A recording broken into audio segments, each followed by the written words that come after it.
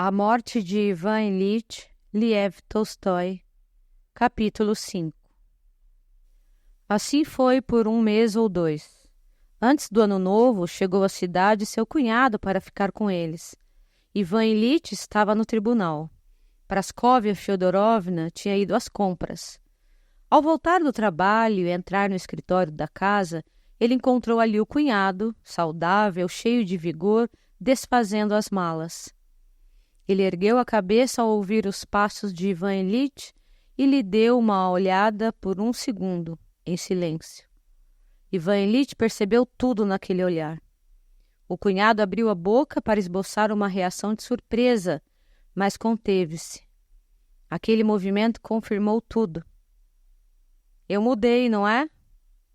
Sim, há uma mudança. E por mais que depois Ivan Ilyich dirigisse a conversa ao cunhado a respeito de sua aparência, este se mantinha em silêncio. Praskovia Fyodorovna chegou e o cunhado foi falar com ela. Ivan Ilyich trancou a porta à chave e começou a olhar-se no espelho de frente, depois de lado. Pegou seu retrato com a esposa e comparou-o com o que via no espelho. A mudança era enorme. Depois ele arregaçou as mangas até o cotovelo, olhou, abaixou as mangas de volta, sentou-se no divã otomano e ficou mais sombrio que a noite. Não, isso não vai dar certo, disse para si mesmo. Saltou do divã, aproximou-se da mesa, pegou uns documentos, começou a lê-lo, mas não conseguiu continuar. Ele destrancou a porta e foi para a sala. A porta da sala estava fechada. Ele aproximou-se dela na ponta dos pés e começou a ouvir. Não, você está exagerando, dizia Praskovia Fyodorovna. Como exagerando? Você não vê que ele é um homem morto? Olhe nos olhos dele, não há luz. O que ele tem? Ninguém sabe, Nikolaev. Outro médico falou uma coisa, mas eu não sei o que. Leschetitsky, um especialista, disse o contrário. Ivan Ilyich afastou-se, voltou para o quarto, deitou-se e começou a pensar. O rim flutuante. Lembrou-se de tudo que os médicos lhe disseram sobre como esse órgão havia se soltado e estava vagueando. E com um esforço da imaginação, tentou pegar aquele rim e pará-lo, fortalecê-lo. Parecia-lhe que precisava de tão pouco. Não, vou até Pyotr Ivanovitch. Era aquele amigo cujo amigo era médico. Ele tocou a campainha, mandou selar o cavalo e preparou-se para ir. Para onde vai, Jean? Perguntou a esposa, com uma expressão especialmente triste e estranhamente gentil. Essa gentileza incomum o exasperou. Ele olhou mal-humorado para ela. Preciso ver Pyotr Ivanovitch. Ele foi até o amigo, que era amigo de um médico, e juntos foram à casa do profissional. Lá o encontraram e Ivan Ilyich conversou com ele por um longo tempo. Considerando os detalhes anatômicos e fisiológicos sobre o que, na opinião do médico, lhe acontecia, ele entendeu tudo. Era uma coisa no seco, coisa pequena. Tudo podia ser curado. Aumentar a energia de um órgão, enfraquecer a atividade de outro, fazer uma absorção e tudo ficaria resolvido. Ele atrasou-se um pouco para o jantar. Jantou, conversou alegremente, mas ficou por um bom tempo sem conseguir encarregar-se das suas tarefas. Então foi para o escritório e imediatamente pôs-se a trabalhar. Lia um caso e trabalhava, mas a consciência de que ele tinha um assunto importante e íntimo pendente, com o qual lidaria ao final, não o abandonava.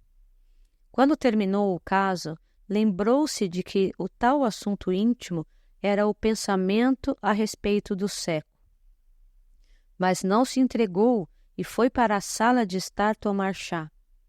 Havia convidados que falavam, tocavam piano e cantavam, incluindo o juiz de instrução, o cobiçado noivo de sua filha. Ivan Ilitch passou a noite sob a observação de Praskovia Fyodorovna, mais alegre do que todos, mas não se esquecia nem por um minuto de que tinha um assunto importante e pendente sobre o século. Às 11 horas, despediu-se e retirou-se para o quarto. Ele dormia sozinho, desde a doença, em um pequeno quarto junto ao escritório. Despiu-se e pegou um romance de Zola, mas não o leu, ficou apenas pensando. Em sua imaginação passava aquele desejo de correção do século. Foi absorvido, descartado, e a atividade correta foi estabelecida. Sim, é isso, disse a si mesmo.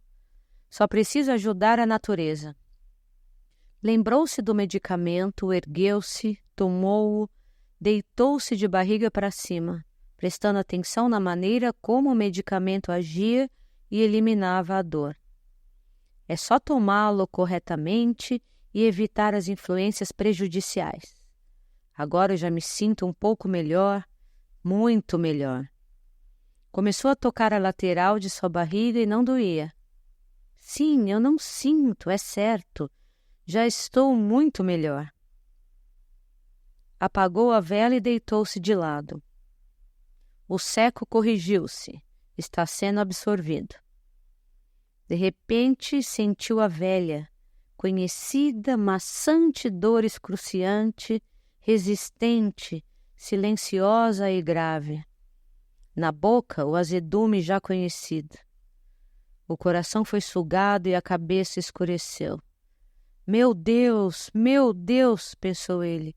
Outra vez e nunca vai parar. E de repente a situação apresentou-se sob um aspecto bem diferente. O seco, o rim, disse para si mesmo. Não é questão de seco nem de rim, mas de vida e morte. Sim, havia vida e está partindo, e eu não posso segurá-la. Sim, por que me enganar? Talvez não seja óbvio a todos, além de mim, que estou morrendo, e será em questão de algumas semanas apenas. Dias. Ou quem sabe agora. Antes era luz, mas agora é escuridão. Antes eu estava aqui, mas agora vou para lá. Para onde? Ele foi tomado pelo frio e a respiração parou. Ouvia apenas as batidas do coração.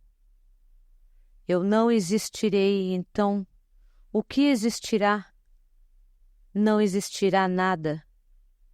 Então onde eu estarei quando eu não existir? Será assim a morte? Não, não quero. Ele levantou-se, queria acender uma vela, atrapalhou-se com as mãos trêmulas e deixou a vela com o castiçal cair no chão, e mais uma vez jogou-se para trás sobre o travesseiro. Para quê? Tanto faz, dizia para si mesmo, com os olhos abertos, olhando para a escuridão. A morte, sim, a morte. Eles não sabem e não querem saber, e não têm pena. Eles estão se divertindo.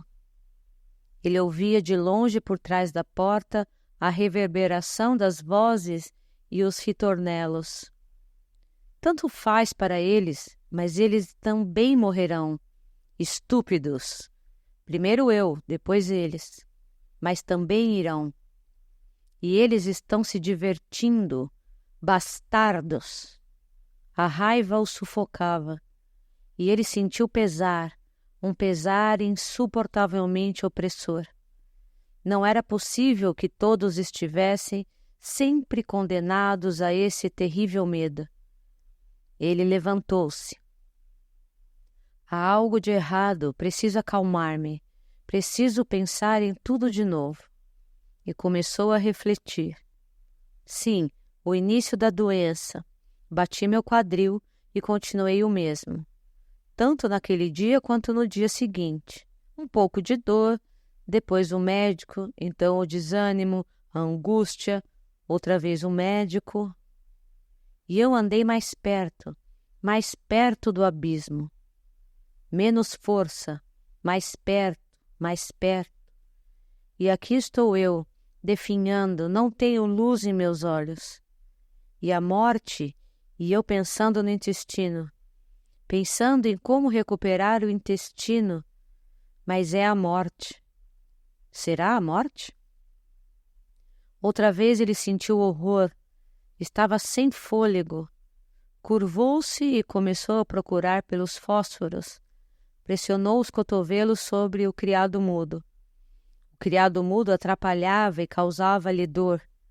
Ele ficou zangado e, por despeito, fez ainda mais pressão e tombou o criado mudo.